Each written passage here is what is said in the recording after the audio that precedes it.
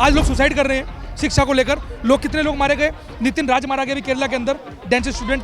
तो तमाम वो लोग जो लगातार मारे जा रहे हैं, तो नरेंद्र मोदी खुश है कि हाँ भाई ठीक है, लोग ठिकाने लगाए जा रहे हैं। पैसा पेपर लीक से आएगा, चंदा चोरी से आएगा और मंदिर के चढ़ावा चोरी से आएगा, देश को बेच के आएगा, और बच्चे मर जाएं तो मर जाएं, कोई फर्क नहीं पड़ता। तो इसीलिए मोदी जी से ये उम्मीद लगाना कि उन्हें इन बच्चों पे तरस आएगा, इन्हें तो तरस पहलवान बेटियों पे नहीं आया जो गोल्ड मेडल लेके आई थी देश के लिए। जो नितिन नवीन ने कहा था स्टेज से कि ये जो कॉकरोच वायरस हैं इनको हमारे कार्यकर्ता देख लेंगे, तो वो कार्यकर्ता आज पुलिस प्रशासन दिल्ली का बना हुआ है कि जिस मंत्री को उसके पद से हटाने के लिए देश की राजधानी में संसद से 200 मीटर की दूरी पर बच्चे प्रोटेस्ट कर रहे हों, इतने लोग अनशन पे बैठे हों, उस मंत्री की तारीफ कर रहे हैं, उनके काम की तारीफ कर रहे हैं प्रधानमंत्री।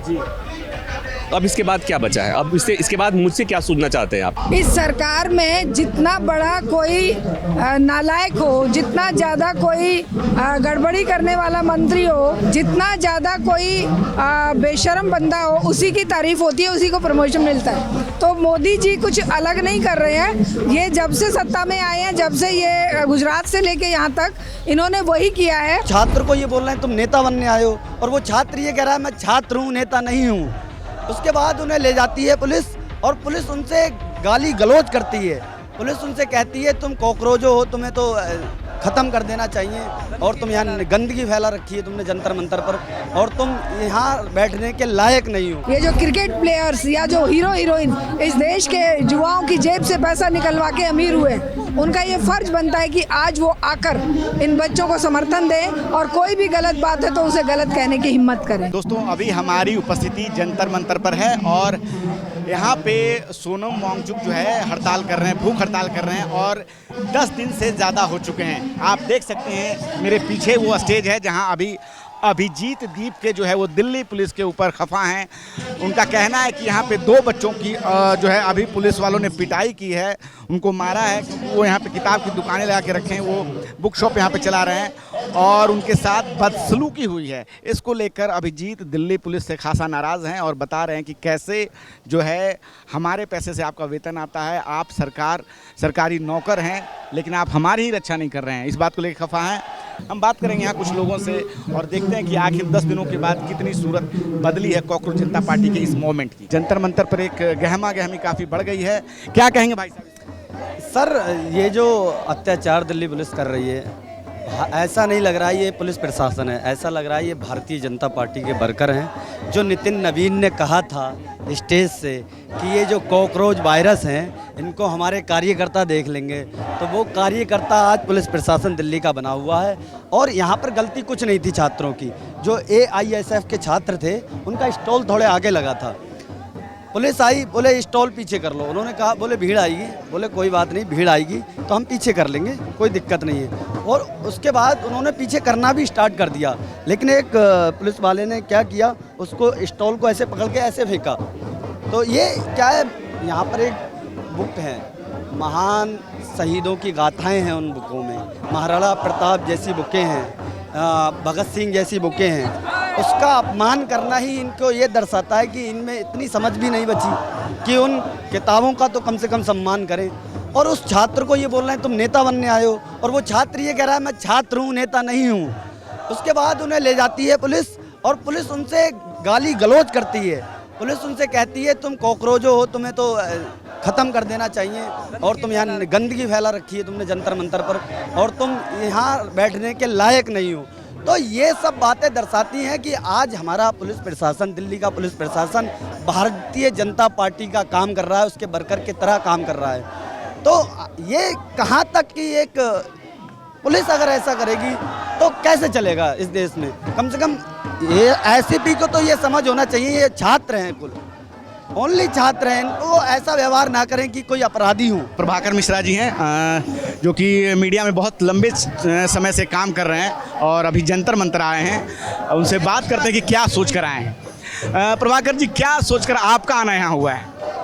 देखिए, मैं पहली बार नहीं आया हूँ, 6 तारीख को भी आया था, और एक तो जर्नलिस्ट हूँ, दूसरा युवा हूँ, तीसरा मेरा बच्चा भी है, और जिस मुद्दे को लेकर यहाँ पर प्रोटेस्ट हो रहा है ये मुद्दा सबका है, चाहे वो आपका हो, मेरा हो, सबका मुद्दा है।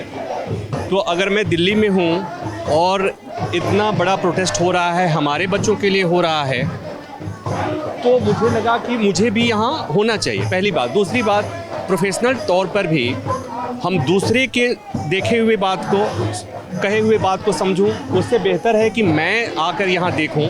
इसलिए मैं समय समय पर यहाँ आता हूँ, देखने की कोशिश करता हूँ, इसलिए कि इसको लेकर, इस आंदोलन को लेकर तरह तरह की बातें होती हैं। तो अगर मैं नहीं आऊँगा तो आपने कुछ बता दिया कि यहाँ कौन लोग हैं, तो मुझे मानना पड़ेगा, यहाँ क्या हो रहा है मुझे मानना पड़ेगा।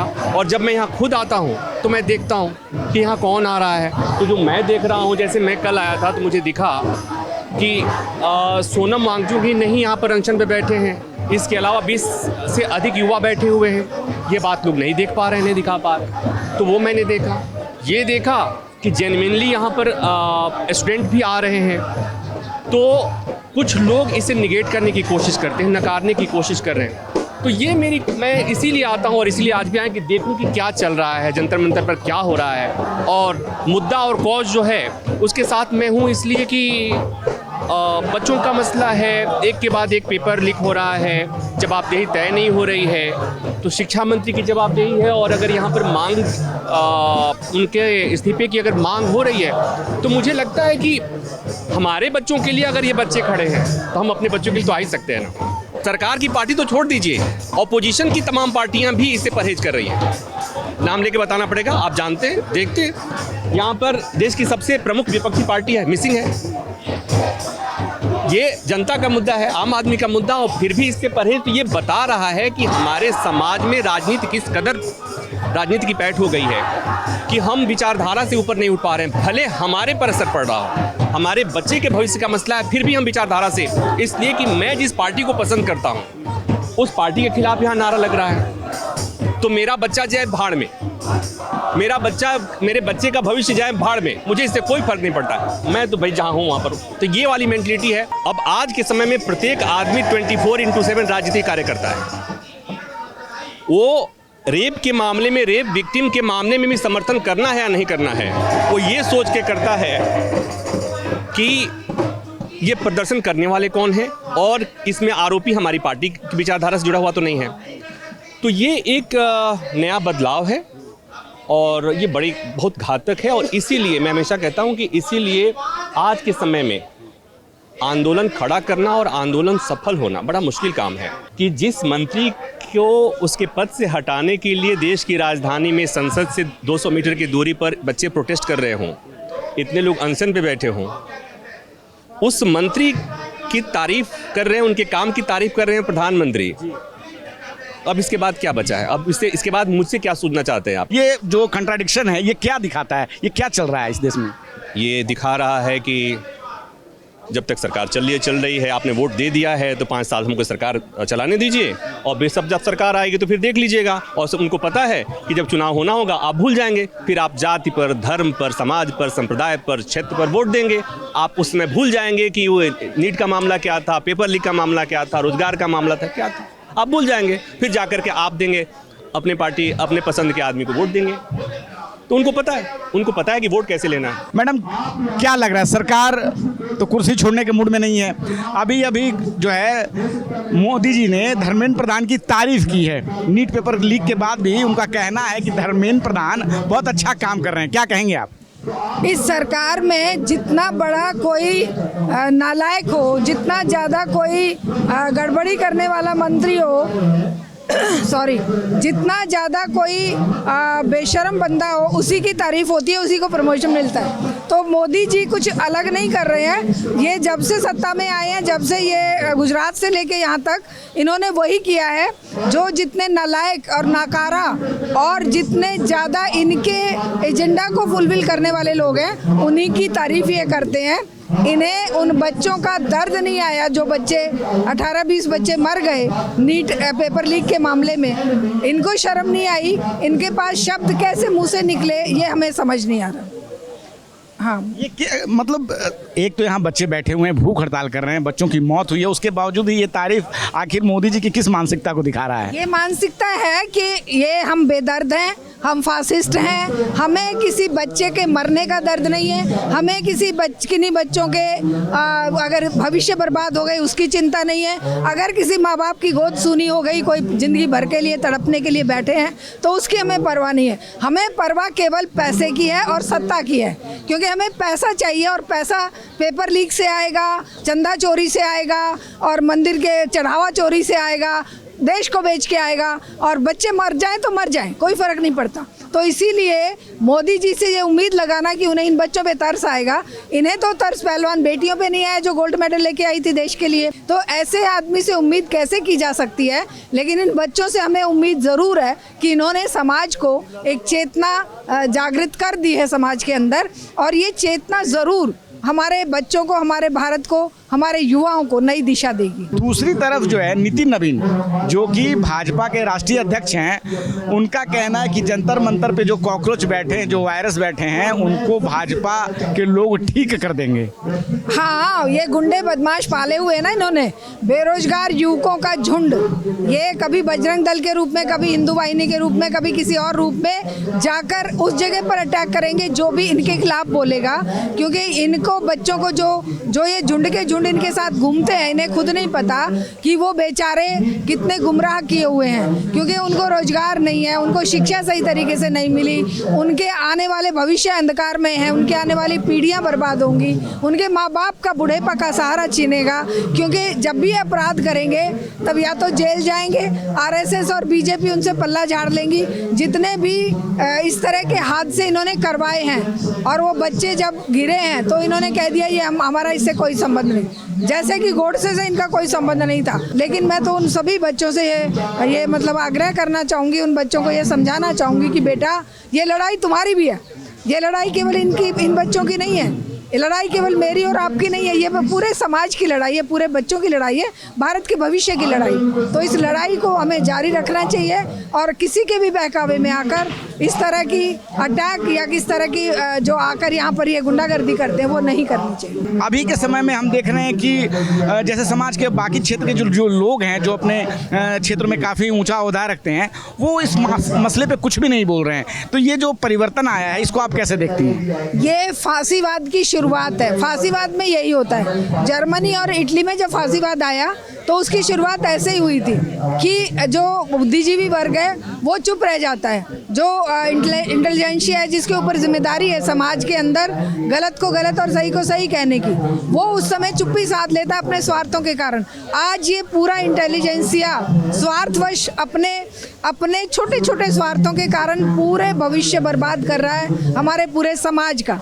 क्योंकि अपने जर्मनी में जब फासिज्म डेवलप हुआ तो उनके एक कवि थे, लेकर उसका मुझे नाम याद नहीं, उन्होंने कहा है कि जब वो कम्युनिस्टों को मारने आए तो मैं चुप रहा क्योंकि मैं कम्युनिस्ट नहीं था, जब वो यहूदियों को मारने आए तो मैं चुप रहा क्योंकि मैं यहूदी नहीं था, वो जब यूनियन लीडर्स को मारने आए तो मैं वो नहीं था, तो सबके बाद जब मेरा नंबर आया तो मुझे बचाने वाला कोई नहीं था। इनके साथ भी वही होने वाला है। आज अगर युवाओं पर हमला है, हमारे पहलवानों पर हमला हुआ, किसानों पर हमला हुआ, मजदूरों पर हमला हुआ और हमारे पूरे समाज को इन्होंने तहस नहस टुकड़ों में बांट दिया है, तो जब सचमुच में इनके ऊपर हमला होगा तो कोई इनकी आवाज़ उठाने वाला नहीं होगा। इसलिए आज ये जिम्मेदारी बनती है उस इंटेलिजेंसिया की और उन देश का बड़े बड़े जो ये जो क्रिकेट प्लेयर्स या जो हीरो हीरोइन इस देश के युवाओं की जेब से पैसा निकलवा के अमीर हुए, उनका ये फर्ज बनता है कि आज वो आकर इन बच्चों को समर्थन दें और कोई भी गलत बात है तो उसे गलत कहने की हिम्मत करें। लखन भाई क्या कहना चाहेंगे? आज 13वां दिन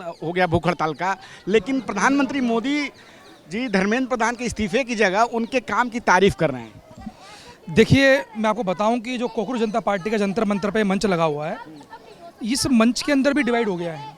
नरेंद्र मोदी इस बात को जानते हैं, नरेंद्र मोदी इस बात को लेकर तमाम भाजपा के लोग इस मुद्दे पर नज़र बनाए हुए हैं। आपने देखा जिन लोगों ने आंदोलन स्टार्ट किया, जिन लोगों ने मूवमेंट स्टार्ट करी, आज इस मंच पर, पहले भी यहाँ बहुत सारे आंदोलन होते रहे हैं, आज आइसा के लोग से लेकर तमाम लोग 22 लोग भूख हड़ताल पर हैं, उनको उस मंच पर क्यों नहीं दिया जा रहा? वो जब लगातार उनकी भागीदारी थी इस आंदोलन के अंदर वो लगातार मूवमेंट को बना रहे थे, तो उनको ये मंच क्यों नहीं दिया जा रहा? आज वहाँ पर सिर्फ सोनम वांगचुक दिखाई दे रहे हैं। क्या वो मंच बड़ा नहीं हो सकता? क्या उनको बराबर इस मंच पे नहीं लाया जा सकता, ताकि पूरे देश के अंदर एक बड़ा मैसेज हम लोग देने में कामयाब हो सकते हैं कि इतने सारे लोग और भी अन्य लोग, कोई लोग अगर भूख हड़ताल करना चाहता है तो वहाँ पर आए, उसके अंदर शामिल हो। तो ऐसे देश के अंदर लगातार पूरे जंतर मंतर सकता हूँ कि यहाँ पर इतने सारे लोग भूख हड़ताल बैठ जाने चाहिए थे, लेकिन अब दिखाया जा रहा है सिर्फ एक व्यक्ति को। तो ये कहीं ना कहीं जो है, मैं समझ रहा हूँ कि स्टार्टिंग डे से ही, जब से लोग भूख हड़ताल चल रही है, कहीं ना कहीं भेदभाव चल रहा है। और नरेंद्र मोदी से लेकर तमाम जो संघ बीजेपी आरएसएस के जितने भी लॉबी है, चाहे वो आईबी के लोग हों, चाहे इंटरेस्ट के लोग हों, वो तमाम लोग ऐसे रिपोर्ट दे रहे हैं कि यहाँ पे चल क्या रहा है, हो क्या रहा है। बीजेपी संघ आरएसएस के लोग, जो लोग अगर मुस्लिम को मारता है तो उसे माला पहनाते हैं, अन्य पेपर लीक होता है तो उनको जो है वाह करते हैं। तो वो लोग तो ये लगातार ये चाहते हैं कि बीजेपी के लोग कि जो गलत काम हो, जो समाज के विरोध में काम हो, उसमें तो नरेंद्र मोदी तारीफ रहती है। आज लोग सुसाइड कर रहे हैं शिक्षा को लेकर, लोग कितने लोग मारे गए, नितिन राज मारा गया अभी केरला के अंदर, डांस स्टूडेंट। तो तमाम वो लोग जो लगातार मारे जा रहे हैं, तो नरेंद्र मोदी खुश है कि हाँ भाई ठीक है, लोग ठिकाने लगाए जा रहे हैं। तो ऐसे लोग बीजेपी सरकार में जो बैठे हुए लोग हैं, इवन नरेंद्र मोदी जी भी, वो इस तरह के बिल्कुल खामोश है, क्योंकि उन्हें पता है कि लोगों की भीड़ ये तय कर देगी आंदोलन कहाँ जाएगा। आज ये भीड़ तय करेगी कि आंदोलन किस तरफ जाएगा। वो भीड़ लगातार देख रहे हैं कि आंदोलन किस तरफ जा रहा है लगातार, इसलिए 15 दिन 16 दिन 17 अभी मुझे लगता है कि आंदोलन लंबा चलेगा। जब जाकर आंदोलन लंबा चलेगा, तब जाकर एक मास मूवमेंट में हम लोग तब्दील नहीं हो पा रहे हैं।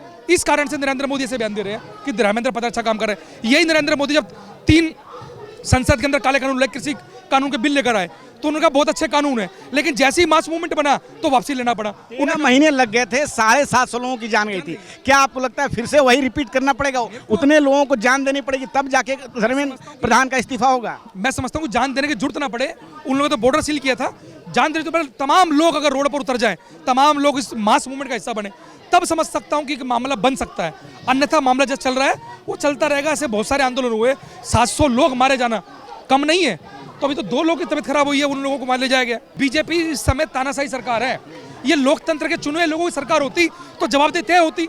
आज जवाबदेही तय नहीं की जा रही, जिस कारण से समस्या पैदा हो रही है। अन्य देश के अंदर जो आपने बताया कि वहां पर अगर रोड में खड्डा भी हो गया तो वहां के इंजीनियर से लेकर ये क्यों हुआ, पूरी चीज पर पड़ताल होती है और लास्ट में आकर तमाम लोगों को रिजाइन नहीं, उनको नौकरी से बर्खास्त किया जाता है। यहाँ पर तो रिजाइन मांगा जा रहा खाली। मैं समझता हूँ कि रिजाइन के साथ साथ तमाम प्रधानमंत्री नरेंद्र मोदी का इस्तीफा मांगना चाहिए, उससे इस देश के अंदर खलबली होगी। अभी उनको पता है कि अगर ये बात नरेंद्र मोदी के इस्तीफे की होती तो समझता हूँ कि लोग बढ़ जाते। अब धर्मेंद्र प्रधान के इस्तीफे सब लोग जानते हैं कि धर्मेंद्र प्रधान के इस्तीफे से कुछ देश के अंदर हालात चेंज होने वाले। क्या सुसाइड रुक जाएंगे? क्या पेपर लीक नहीं होंगे? क्या अन्य लोग मारे नहीं जाएंगे? क्या नहीं होगा? सब कुछ तो होगा। पहले शिक्षा मंत्री चेंज होते रहे हैं, कांग्रेस सरकार में पेपर लीक था, आज भाजपा सरकार में भी है। लोग सुसाइड कर रहे हैं, पहले भी कर रहे थे, आज भी कर रहे हैं। तो उससे क्या चेंज होगा?